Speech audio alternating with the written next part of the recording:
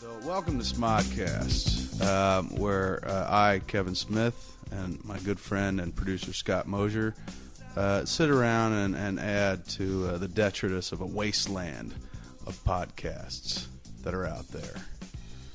We thought about calling it yet another podcast, but SModcast, which Mosier came up with, was good. Explain that title. It's really clever. It's your last name is Smith, and my last name is Mosier, and I took the first letter off of our last names and then put them together, and took the P off the podcast. And the genius was and born. That was it. Wow. I really thought more went into it than that, but you know what? It works. It's cute. It's a fun word to say. It rolls off the tongue. It's like Zamboni. Yeah. Just fun to say. But that wedding was hot because just when shit slowed down, as it does at every wedding, then they fucking boom, a drag show started. Exactly. And dudes started parading around dressed like Diana Ross and whatnot. That was weird. That was one of the only times I ever saw my parents get physical with one another, because I was standing behind them, and there was my dad standing next to my mom. My dad had a stroke by that point, so he was still kind of working on a cane. He wasn't kind of his full self. But, they were both fucking plastered, both lit. And I rarely ever saw my parents get drunk, too. But he's standing next to her, and his hand's on her back and shit, and they're watching this Donna Summer fucking knockoff, lip-syncing to Last Dance. And his hand slides down her back and then goes to her ass. And I was like, all right, so he's got his hand. I was like, I'm a big boy, I can handle that. But then he dips in, and he starts groping the crack, like making the move from behind. You do the reach down through past the ass and then fucking head for the puss. And that was nuts. I was looking at that like going, wow, that's his move. Like, that's my old man's big move. And he'd been married a few years at that point, about 30 years or something like that. But his big move was fucking hand down the back, cut past the ass, and then fucking dig in. And he was digging, man, like the cure for fucking... His stroke was in there. Like, his hand was going. It was wild. I remember I just stared at it and shit. And, it should disturb me, but it didn't, because I was just like, that's kind of cool. Getting married, led to children, many children. And so, like, part of your wedding celebration is that people are joining, and then, one of the parts of the joining is that they're together, but then they're also going to have a family and start a family. Which is code for they're going to fuck. Yeah. Everyone says it nice, like they're going to have a family, but it's like, no, he's going to put it in her. He's going to put it in her. And she's taking it. He's going to give it, and she's going to take it. And then they say, oh, that's a gift. And it's like, well, I guess. It was many years called your idea of a gift is a fucking give it, take it, unwrapped cock. Yeah, the give it, take it. And they were washing the kid off and whatnot, naturally, because the kid comes out kind of messy, bloody and whatnot. And in our case, the kid, we fucked right before we went to the hospital, because her gynecologist was like, you can keep fucking like all through the pregnancy, up and including the third trimester. And also in the delivery room. In the delivery room. I was like, move away, let me get one more crack at that. And us fucking when she was pregnant, it was like two fucking sumo wrestlers, man, because her belly was as big as mine. Awesome. But more solid. Mine was more flabby, so mine yielded a bit more. Hers, had a human being pushing back. But we fucked that day, like minutes before we left for the hospital, because the doctor said that promotes delivery. Sperm has some kind of agent in it, like Nick Fury, agent of S.H.I.E.L.D., not so much a lubricant, like, it'll make it smoother for the kid to come out. I guess there's something in semen that kind of goes at the womb and kind of instigates, knocks on the door. Yeah, it just helps it go, because when you're doing a kind of scheduled birth, they hit you with this cream that kind of helps you go into labor.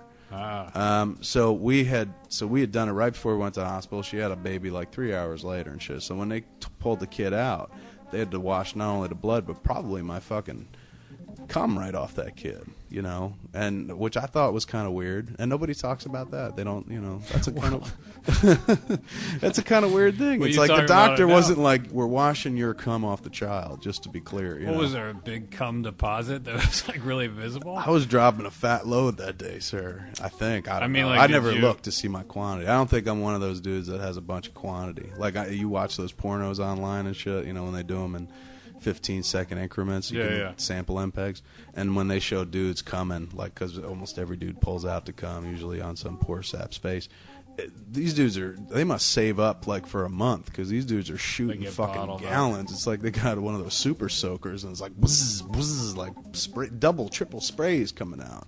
And even when I would jerk off, like I don't get no triple spray. You know, one big plop comes out and that's that, and then you wipe it up with a sock. Well, that's and why you're done. you don't.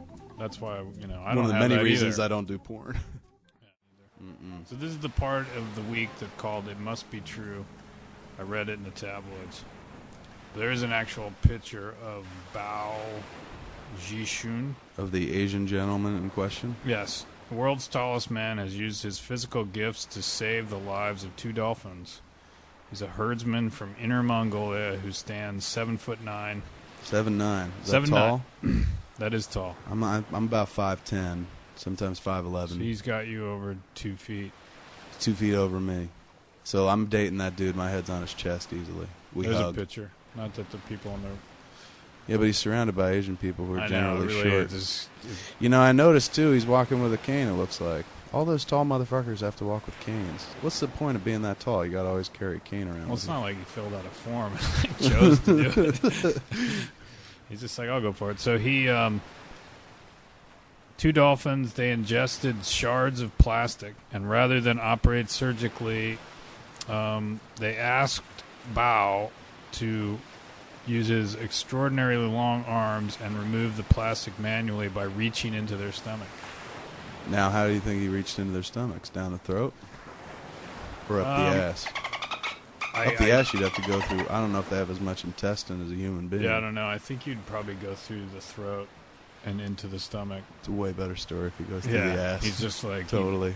Fisting flipper. That's the headline. So this dude reaches his hand down this dolphin's gullet and pulls out the plastic. And he pulls out the plastic.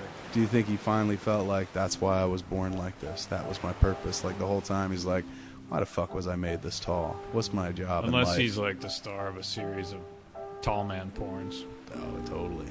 But he probably ain't into that because we'd heard about him by now. But they might have included that in the story. What was his name?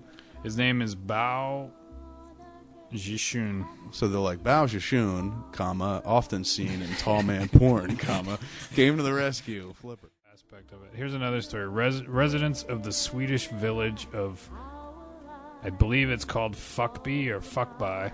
It's spelled FJUCKBY.